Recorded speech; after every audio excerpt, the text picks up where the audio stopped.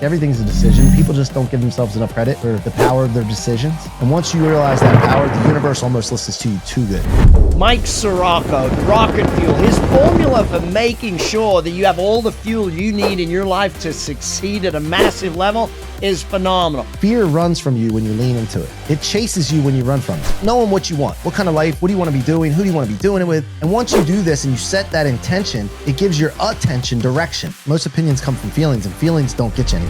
Mike C Roc, his ability to help you lean into who you are, find out who you are. What's your mission? Where do you want to go in life? Opinions versus advice. You'll learn all this and more today on the Big Success Podcast.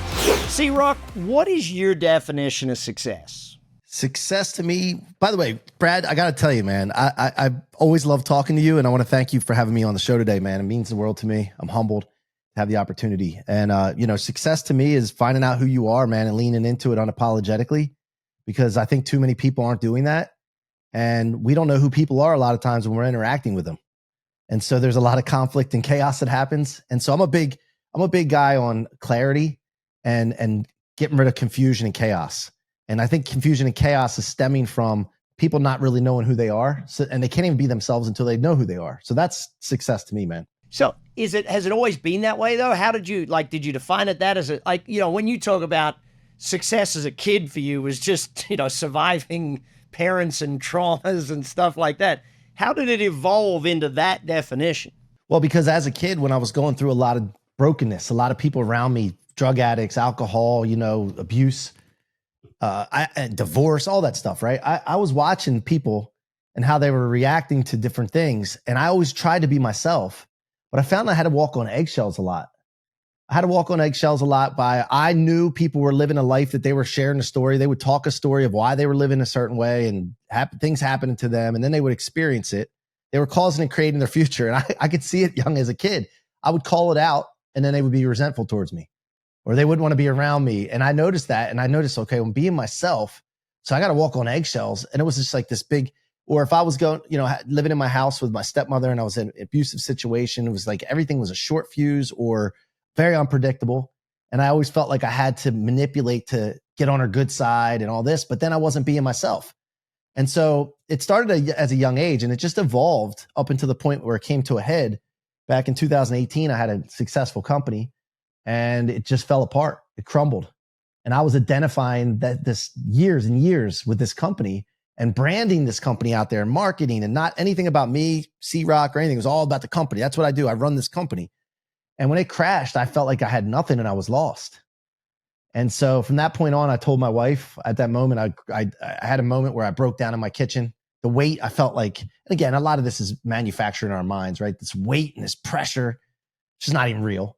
And I just said, man, I'm never, ever going to do that again. I'll never identify with a company or brand. I'm going to be me, and the companies and brands that I identify with whatsoever, really just my vehicles. So I can hop in and out of them.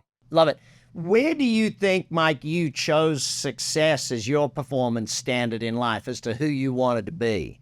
Well, I think watching as a young kid, my dad be successful, my grandfather and uncles having their own businesses, and watching how they didn't have to answer to anybody but their customers, but they got to choose their customers. They weren't a prisoner to it.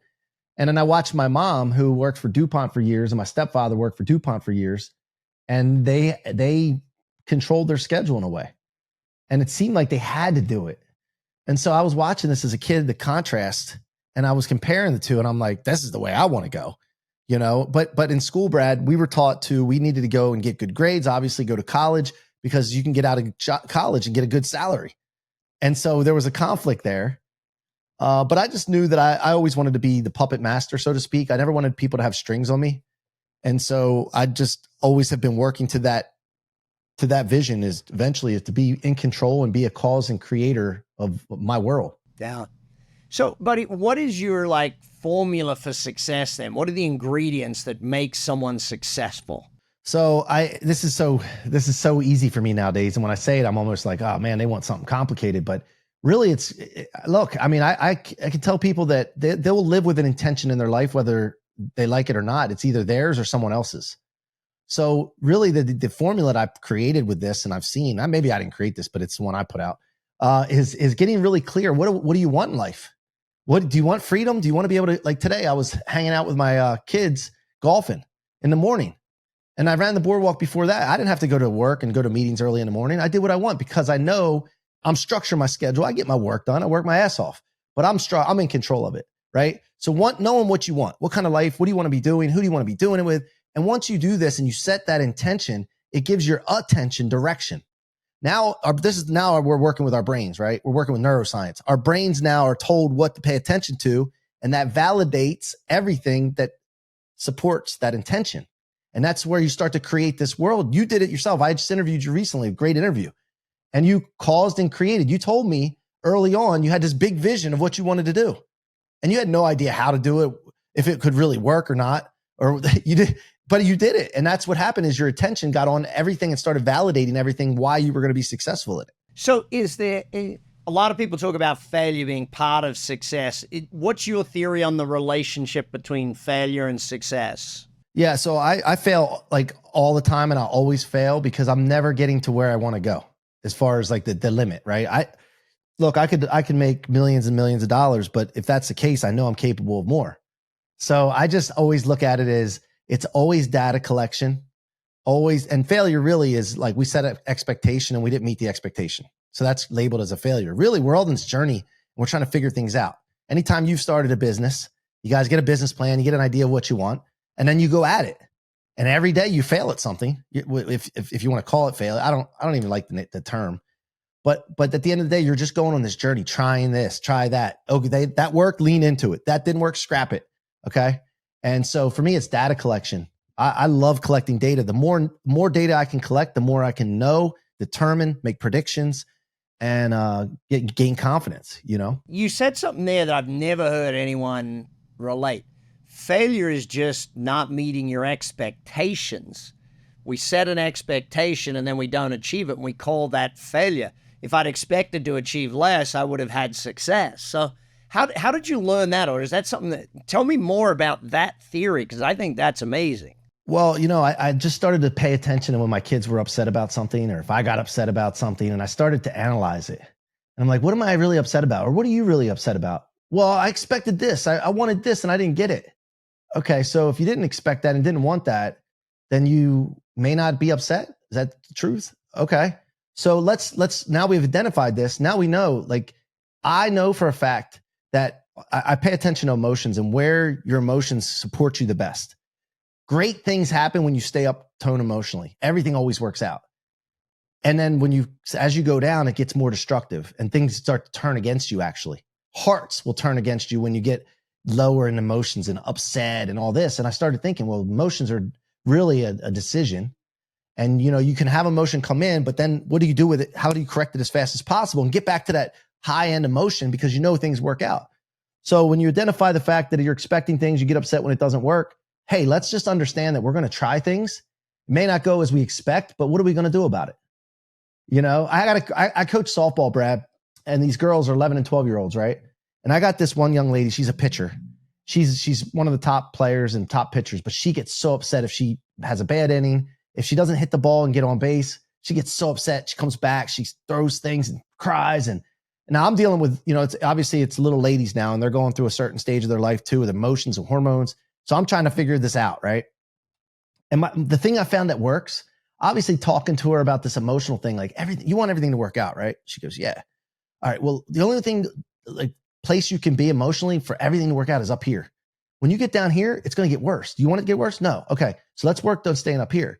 But the other thing besides education that I found works is when she gets into that thing, she strikes out, she grounds out, she comes back to the dugout. Right before she loses her shit, I say, now what are you going to do about it? And I ask her a question. And now the tides turn. Now what I see is, like, she's like, they're going to be in for it when I go back out to pitch this next inning. Watch this. And she sits in there, she starts yelling for her teammates and all this. And it's just a little switch in perspective. Yeah, I love that. Keep your emotions up to the top end. Let's get to leading yourself then. And to lead others, you got to lead yourself is one of the things I see you teach and hammer home to people. Give me more about that. How do we lead ourselves? Well, first of all, why lead yourself? And then how do we? Yeah. Well, first of all, that came to me when I started, watching people in my organization, and I'm expecting them to hold people accountable that they had responsibility for, and they just weren't. And I was like, what is going on here? And then I started to study it more, and then I'm like, okay, I see what's happening here. They're not even doing what they're supposed to be doing. They're not holding themselves accountable, but that falls on me. So I started looking at myself. Am I holding myself accountable? And when I started to realize this, I'm like, I'm not doing what I say I'm going to do. I'm preaching a lot to other people. And then when they look at me, am I executing that same thing? That's unacceptable. That's out of alignment. That's not in integrity. And in things people don't worry, like they don't really understand the word integrity, Brad. Integrity, when you're talking about a building and it's sitting on 4 pillars, if one of those pillars is weak, that building's out of integrity. So I started thinking, like, I don't want to be a building that can be knocked over easily. I want to be unstoppable, indestructible. I want to be like just a force. So how do I do that? Well, I got to make sure I'm integrity. I got to make sure my foundation's good. Okay. So now we're going back to looking at the basics, like spiritual, mental, physical, diet, finance, all this stuff's got to be in alignment. And I got to be in check, because if I don't be in check, something's not going to work where I want to go. And then I'm going to have those moments where things aren't going as I expected. And I'm going to be, pissed off for saying it's a failure, when it really comes down to the beginning of that foundation. So foundational, that's where it starts. And if you're not, and you're having, we're all human. So we're going to have struggles, but I believe that assessment is the leader to excelling and elevation. And the fact of the matter is that if you can assess more often, you can change and correct faster. So most people don't correct or assess at all, right? Then there's others that do it once a year at New Year's Day. And then there's others that do it more often. I like to do it every day. At the end of the day, I assess. Now, it's not me writing down things all the time, but it's me going through my mind. How was my language today? How's my attitude today? Did I like love on my wife? Did I tell her she's beautiful? Did I pay attention to the kids and actually listen? And then I go through, what kind of money did I spend today? I go through this whole thing in my mind so I can correct it the next day. And that's being a leader. So go back to the staff then. You had to hold, so let me just full circle this in my head. You had to hold yourself accountable so you could then hold them accountable so they could hold their people accountable. Is that how did that play out, I guess? Yeah, exactly. So I have this, one of my core values in myself and all my companies is leadership starts with me, right? So I just started noticing this. And so some of these guys were my friends I grew up with. I love them to death. We're off to different things now. We're in a new season. But I just noticed, and it's very difficult when you work with good friends, but I just noticed that by the way, before I say this, I got to preface this. This is on me. This is 100% my responsibility. I take full responsibility for this. But I noticed that they weren't doing what I needed to do. And I was banging my head against the wall. Is it our friendship? And they just think they can get away with it. We're partners and they don't. And I was just, what is this problem? Then I started to realize they're good dudes. They want the best. Maybe they don't know. And so it just played out where I was just like, I got to fix something and I can't fix them. I got to fix myself. So until I fix myself, I can't really look at anybody else in my company. So I need to step up. So I had a conversation with my wife. I said, listen, I'm going to go through a phase here where I'm going to work on myself. And it might be some stuff that might be weird to you. It might not sit well with you. I may come home and get so excited I found something that worked to better myself. And I might try to share it with you and you might get it. But at the end of the day, I got to do this. And I went on a journey of self-discovery, self-assessment, analysis, and started figuring out areas I needed to work on myself to become the best version of myself. Because I have this thing that everybody's watching me. Not like I'm different than anybody else. Everybody's always watching us. That's the way I look at it, right? And so if eyes are always on me, even a closed door, I got to make sure that I'm doing what I would want to encourage people with, that people would be inspired with. So I just took this approach and it changed everything. And I've accomplished more in the last 4 years of my life than I have in the prior 40-some. So when I read Rocket Fuel and, that whole theory of becoming unstoppable, in fact, if you could just take people through that theory first, and then we'll discuss and we'll break it down. Yeah. So when I was younger, I don't remember my parents together, and I ended up living with my dad after he got remarried. My mom was moving on to her third marriage, and I moved in with my dad at 8 years old. And I witnessed some things in that house that no kid should ever witness. I was treated a certain way no kid should ever be treated, and worked my way through it. But eventually, I just decided I had to get out. I started to realize this thing where this isn't normal. And so my mom filed court papers. I didn't tell my dad or stepmom about it. I come home from school one day my dad had these court papers in his hand. And I was like, oh boy, here we go. Shit's gonna hit the fan here. So I went back to my room, and I was probably a 10-year-old at this point. And my dad was my hero, Brad. He was a hard worker. He has his own business, masonry business. He used to carry a wad of $100 bills around in his pocket. We're Italian, so that's what we do. And he used to show me money all the time. I loved the $100 bill, the old Benjamin Franklin's. Like, oh man, how do I get those? And I just looked up to my dad, hard worker, like rough hands, big forearms, always tan from being out in the sun.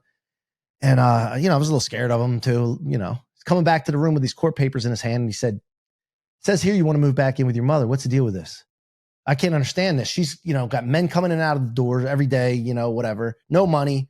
You're going to be living on a, corner one day. What are you doing? Like, we got everything you need here. Now, he didn't see that fact that there was no love in this house, so much conflict and drama and everything. And I said, I don't really want to discuss it. I decided it is what it is. And he said, okay, if that's the case. And he took this wad of $100 bills out that I always looked up to him for. He peeled one off, crumpled it up, and he threw it at me. He said, here, you're going to need this when you're living on the streets with your mother one day. And this is an incident at 10 years old, about 30 some years ago, that really defined my life. I was living off of this thing that happened, because what I did was, at first I was a little scared at first. I was like, what did I do? But then very quickly something went off, and I'm like, I'm not going to need that money. I'll show you. Right. And I became I'll show you kind of person. But what comes from that is identified this when I got to 40 years old, identified why everything that happens in my life, that there's like a setback, a downfall. How is it that I'm possibly taking everything and I'm turning it into fuel? There's a concept here. And so I realized that most people store things in their trunk. When things bad happen to them, it's all energy. They store it in their trunk. It's very heavy, weighs them down. It might slow them down or stop them. I was taking things and putting them in my fuel tank. And if you take things and put them in your fuel tank instead, you can convert it into rocket fuel and become unstoppable. And that's what I continue to do. I'm no stranger to bad things happening. I'm not going to be a stranger ever. Things are going to happen. At the end of the day, though, I know at the end of the day, no matter how long it takes, as long as I keep going and I put it in the tank, you can't, I got to be plucked from this planet to be stopped. The taking it and putting it in as fuel, to me, was just this aha moment. But I think it's even more important than that people say use it as a stepping stone, or people throw bricks, build your fortress, all of those sorts of things. What is it mentally in your head, Mike, that do you actually just say, hey, I'm going to turn that into fuel? Do you actually think that way? Or did you have to do that in the beginning? Go, I'm going to use that? Or how did you get there? Because I know some people are going to be listening to this going, I need to do that. I want to follow how Mike did that. Yeah, well, first of all, knowledge, right? Looking at things a different way gives you knowledge, and knowledge is power. We've heard this. It really is. Like, if you know something, you now can make a decision based on that knowledge. So if I know that bad things are going to happen, I know that, right? So I know that now I've been informed now by C Roc on Brad Sugar's show that I have a decision, that I can actually convert that energy into something positive. I can learn from it. It's actually quantum physics. Like, it goes down to the very small. It's all energy. You just determine how you want to use that energy with intention. And so it's knowledge, number one. Number two, when I was growing up, I played football. I always wanted to play football as a kid, and my dad, they didn't let me. And I got to my mom's house. I turned 11, got to play PB football, and I was not the biggest kid. And so I had to really, when I got my ass kicked a couple of times, I had to step back up and say, you know what, I'll show you. And I had this attitude all the time, like, I'll show you. Well, that was something bad happening, and I got to show you something now, because I can't end this life, or I end this segment, or whatever it is, with that outcome. It's unacceptable, So really, it's that, I really feel like everything's a decision. People just don't give themselves enough credit for the power of their decisions, which are intentions. And once you realize that power, the universe almost listens to you too good. Because if you say things that you shouldn't be saying, you're going to see that. It's just, the way it works. So one of the things you said right at the start of the show today was success is finding out who you are and leaning into it versus, defining yourself by what you do. Give me more on that. What do we do? First of all, how do we get away from that? Or do we need to? I guess that's the big question. Yeah, well, there's so many people now, especially with social media getting bigger and bigger. And then there was social audio, with people just want to appear better and bigger and more successful than they actually are, instead of saying, hey, this is where I am. I could use some help, and I could get to this next level with this help. Instead of doing that, they choose to lie, which holds them back and keeps them back. And it's not powerful because you feel like an imposter. That word's thrown around a lot. You feel like an imposter. You don't feel like you've actually done anything. And you're always comparing yourself to other people to see what you need to lie about. It's unacceptable to me. People create their own imposter syndrome with their social media. Comparing everything. Yeah, comparing. And so at the end of the day, if you really identify what your non-negotiables are, what your standards are going to be, and say, okay, here's where I am now. This is who I am. I want to set up a mission of where I want to get here. What's it going to take to get there? I got to be honest and authentic with myself and the relationships I have. And so that when people meet me, like we have a call here, and if we meet in person, I don't want you to be disappointed in me and what you thought I was versus who I actually am. I got to make sure that now you know.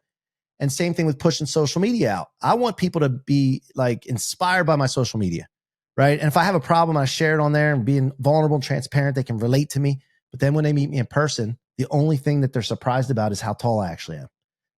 I can't help that. Okay, I'm 5'7", all right? But people think I'm 6 foot.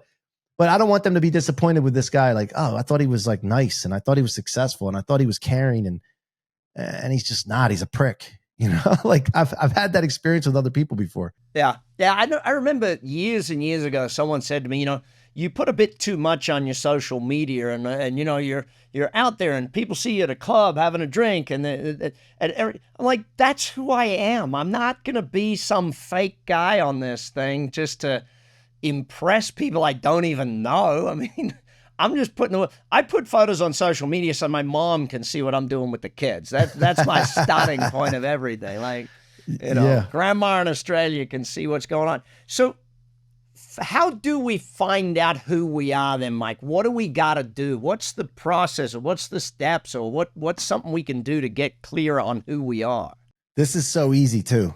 So many people say, I don't know if I got to find out my why. Simon Sinek, how do you figure that out? I don't know. It's so hard.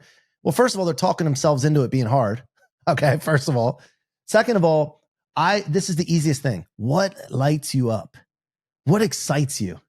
Like, what gets you if you wake up in the morning, you wouldn't like want to lay in bed. You're like, man, I can't wait for this day to start. My daughter had golf camp today, and I went out jogging early, came back, and I thought she'd still be in bed, and she was up dressed, ready to go in her awesome new golf outfit because she loves golfing, right? So that's part of her. That's part of who she is. That's part of her mission. Like, that's something that she can lean into. So we just got to sit down and think about it. What lights you up? What excites you? And once you find that thing, then you start expanding outward from that thing to see, okay, what could I do to identify a mission that would be surrounding this thing? For me, I love coaching girls softball. It's the most fulfilling thing in the world. It's on a local level. Sometimes I thought I had to go global, and I thought about this when I wanted to get known. I was like, I got to get known globally.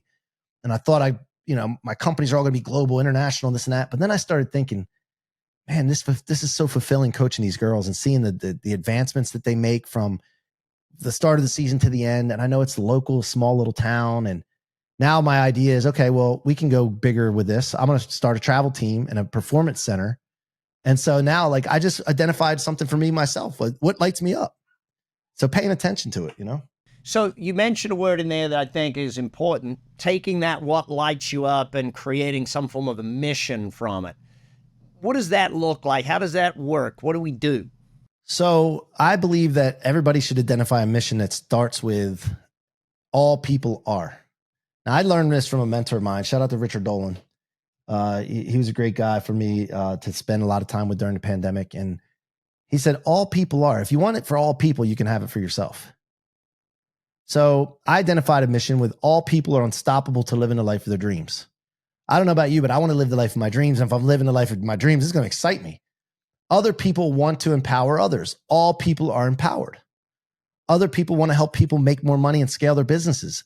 All people can scale their businesses as big as they want them. So it just depends on what you want and what lights you up. But when you do that, then put all people are, and then all of a sudden you start like really thinking about this every day. When you think about something and you dwell on it, you get more of it. And then so I start seeing things like people popping into my life that are around what I'm talking about. And then I figure out, okay, how can we collab and explore synergy together? There's got to be something we can do. We're aligned. And that alignment leads to more mission, more things that you can do together to serve. And so that's what I see happening in my life. Well, hey there, and thanks for listening. I've noticed that 78% of you are brand new, which means you haven't hit the subscribe button yet. By subscribing, you help us bring on even better guests, better quality content, and serve you better with even more podcasts. So please hit that subscribe button. It only takes a second. It makes a huge difference. If you support us, we're going to support your success and help you achieve big success together.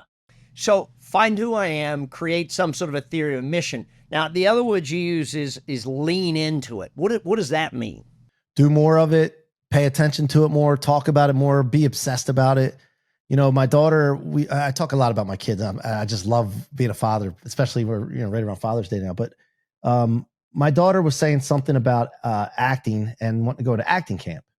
And I said, oh man, you'd be great at this, because she's always drama at home and performing and singing.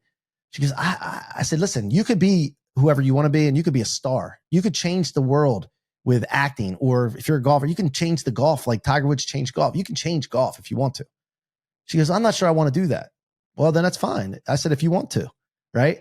But she had this thing, and she's like, I don't know if I want to be a star in front of people and perform in front of people, because it seems like it would be uncomfortable. And I said, well, if you really want it, and then you have uncomfortable over here, you got to lean into it, because the only way to cure uncomfortability is to lean into it and do it more. Be obsessed with it, whatever it takes kind of thing, because then you start to get comfortable. Uncomfortability slides away. So leaning into it is just doing more, like dream about it, eat it, sleep it, all this, and watch what happens.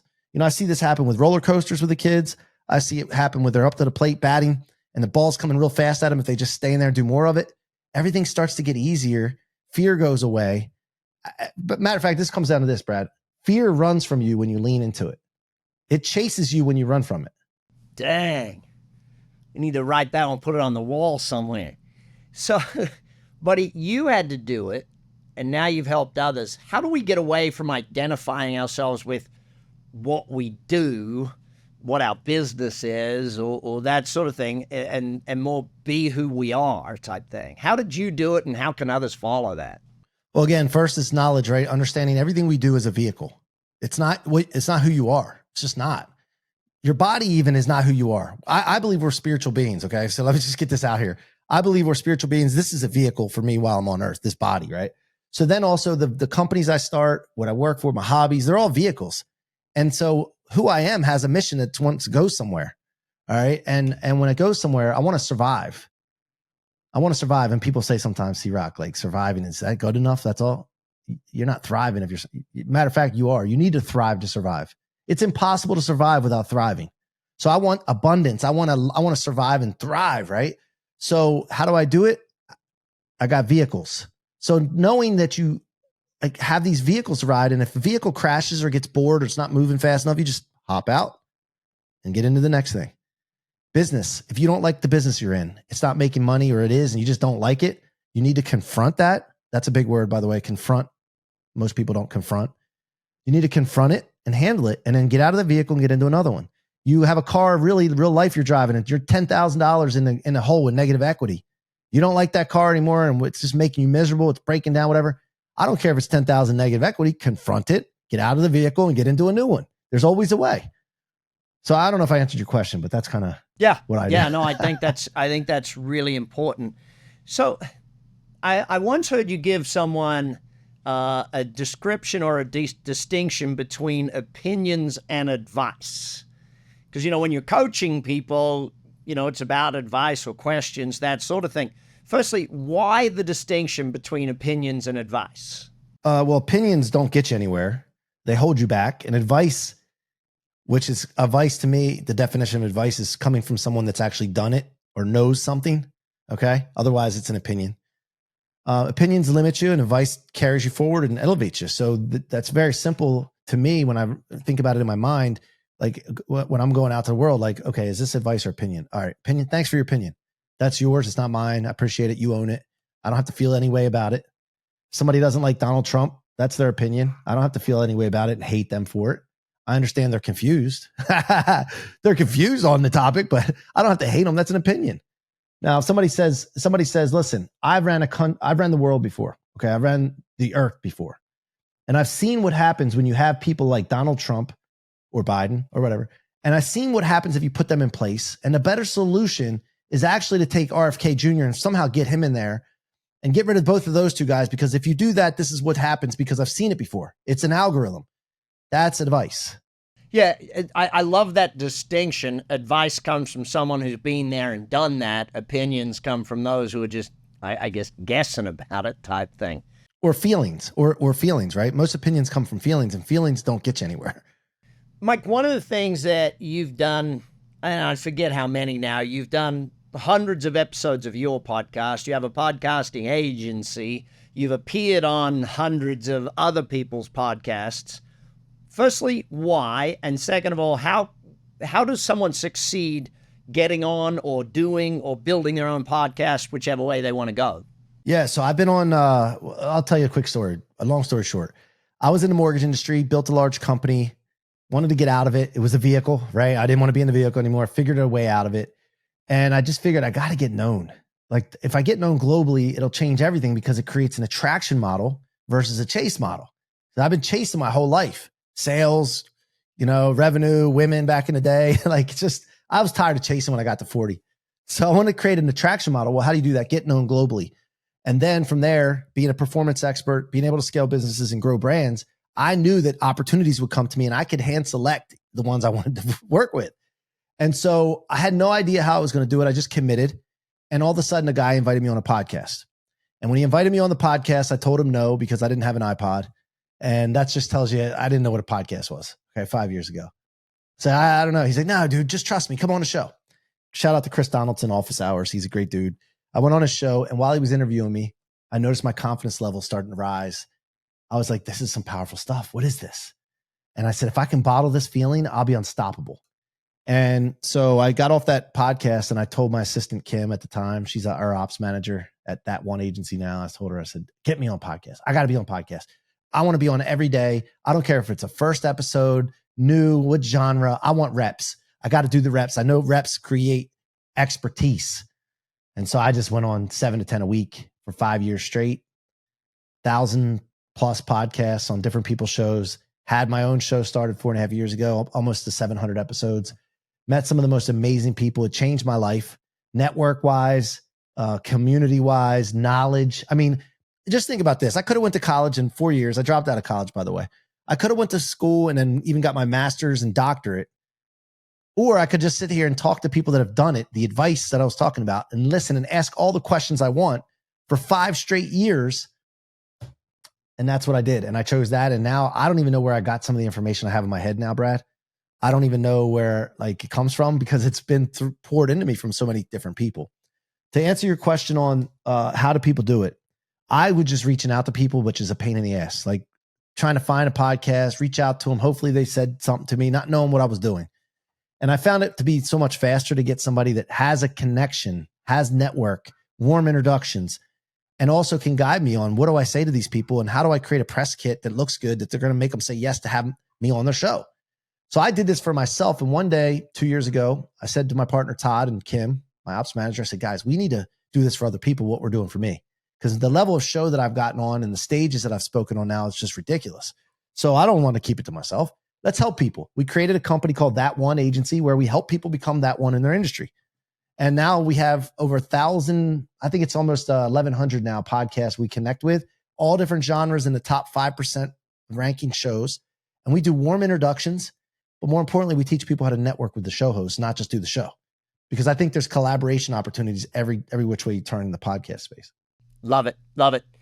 Mike, final question. I always ask this one to finish out. What's the best quote or the best advice you ever got on being successful? Man, there's so much. I got to go back to just being yourself and leaning into it unapologetically. I mean, it's always worked for me. Authenticity has always worked for me. I mean, it's a great high vibration authenticity. And I remember what I told you before, when you're staying high in your emotional vibes, everything always works out for you. And so I want to create people that want to win and want me to win and want to champion me and want to support me so that I can, obviously give back to them as well. I want to surround myself with those people. And to me, that's advice is so important, because if I'm myself and I'm authentic, people have a true picture of me, whether they want to hang out with me and support me and be with me or not. If I'm fake, inauthentic, I'm going to draw people in. I'm going to cause myself conflict, problems, drama that I don't need, and I'm going to wonder why. And so authenticity allows people to really know who you are so they can choose to be with you or not. And if they don't, that's good. It's a good problem not to have certain people in your environment. Love it. You're on the Big Success Podcast. We'll be back next week with more for your success.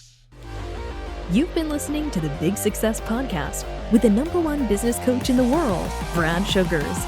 To learn more about how to achieve business and personal success, as well as how to level up or listen to past episodes, visit www.bradsugars.com.